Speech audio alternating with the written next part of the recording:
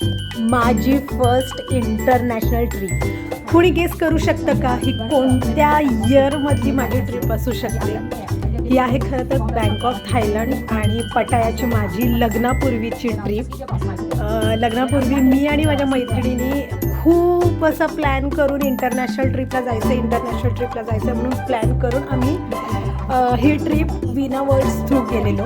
आणि खरं सांगायचं तर मला असं स्वित्झर्लंड वगैरे असं खूप जायचं होतं आणि माझं बजेट होतं बरं का, पण माझ्या मैत्रिणीचं बजेट तेवढं नव्हतं. त्यामुळे आमच्या दोघींना तिचं पण विचार करून जे बजेटमध्ये बसत होती ती एकच ट्रिप होती. आणि खरं सांगते आम्हाला नव्हतं माहिती की थायलंडला वगैरे लोक का जातात ते. हे आम्हाला ट्रिपला जाऊन आल्यावरच कळलं की थायलंड बँकॉक म्हणलं की ओ असं करायचं ते.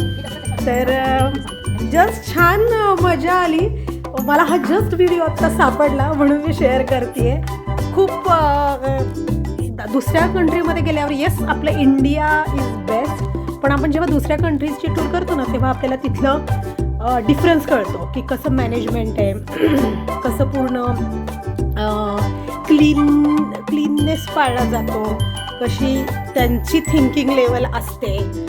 ह्या बऱ्याच गोष्टी कळतात. मग तेव्हा आपल्याला कळतं की नुसतं लिटरेट होऊन उपयोग नाही आहे, तर एज्युकेटेड होणं सुद्धा इम्पॉर्टंट आहे. आता ह्यातला फरक ज्यांना कळेल त्याला कळेल आणि ज्यांना नाही कळणार त्यांनी प्लीज गुगलवर सर्च करावा आणि मी जर काही चुकले असेल तर मलाही सांगावं. ओके चलो बाय, एन्जॉय. तुम्ही असं मस्त मस्त फिरा आणि खूप मजा करा.